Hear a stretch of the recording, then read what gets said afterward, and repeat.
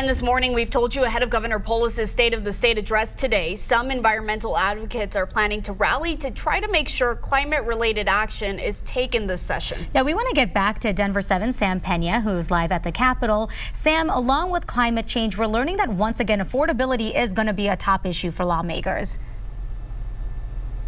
Yeah, that's right. Good morning, Anusha and Veronica. There's quite a few topics for us to address this morning ahead of the governor's State of the State address. And with me right now is Lieutenant Governor, actually. We'd love to be able to talk to you just a little bit about about what's going to be going on. If you could you talk to us a little bit about some of these issues that were going to be, discussed in the State of the State address?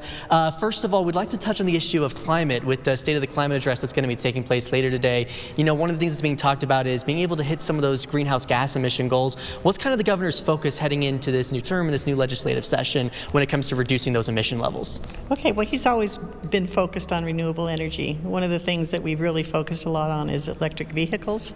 We've just surpassed California in electric vehicle sales, and by 2040 we want to make sure we have 940,000 vehicles on the road because electric vehicles are much cleaner. So those are some of the things that he's focused on. Yeah, and one of the things that's going to be discussed today by some of these climate leaders is oil and gas permits as well. There have been 5,000 that have been issued since the governor took office. Is that something you're going to be looking to reduce or phase out in the future? I'm not sure what the governor is. We'll evaluate every plan and see what is important to Colorado. Of course, we want a cleaner Colorado. A cleaner Colorado is a healthier Colorado. We know that people love to hike and bike and run and things like that, and so we just want to make sure whatever we do, it creates a cleaner Colorado. Yeah, and some of the goals that were outlined when the governor first took office was being able to reduce emissions by 26% into 2025. We just missed it, but are on track to hit it in 2026. Is the governor working on potential measures here to be able to hit those goals in the future? Yeah, we've done a lot. As I mentioned, the electric vehicle sales are one of them. The infrastructure for electric vehicles is really important. We've worked a lot on transit-oriented communities so that we can make sure people can work where they live and not have to get out in their cars and go miles to get to work. So those are some of the kinds of things that we've worked on.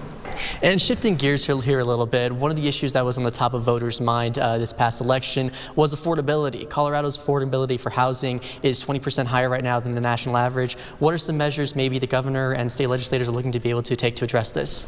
Well, we've already worked a lot on that this past year with accessory dwelling units, making sure people can put those on their property if they want to have for their grandma or their mother-in-law or something like that. So that's one of the things we've done.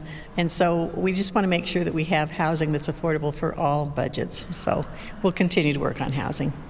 And obviously the new President-elect Trump administration is going to be coming into office as well. With that, there's been a number of, ideals that have somewhat been opposed to Governor Polis's administration in years past. One of those is on immigration. President Trump has talked about Operation Aurora when he came here to town just a few months ago. Is the governor's office is going to support Operation Aurora? What are their thoughts on that? Well, the governor wants to make sure that if someone has committed a crime that they are no longer here. That's important. We don't want to create orphans. We don't want to split up families. We don't want to devastate our agricultural and our construction industries. So those are the kinds of things that are important to Colorado. Yeah, but speaking of that, if there is going to be a situation where a deportation is going to be enforced by the federal government, is the Colorado governor's office going to be in lockstep with that? Where do they stand on that issue? Well, as I mentioned, we don't want to separate families. We don't want to create orphans. We don't want to target innocent children. So those are the kinds of priorities that the governor will work on. Got you. And just last question here for you as well. There was a There was a new piece of gun control legislation that was introduced yesterday in the legislature. What are the governor's thoughts on that? What is the office thinking moving forward here and how they want to address this issue? We've done a lot in the past on gun safety legislation, and so, having not seen this piece of legislation right now, the governor always takes a look at every piece of legislation and makes a determination whether or not it's something he can support. Lieutenant Governor Primavera, thank you so much for your time this morning. I look forward to speaking with you later. We are going to have a longer interview that's going to be airing tonight here on Denver 7. Make sure you tune into that. For now, reporting live here in Denver, I'm Sam Pena, Denver 7.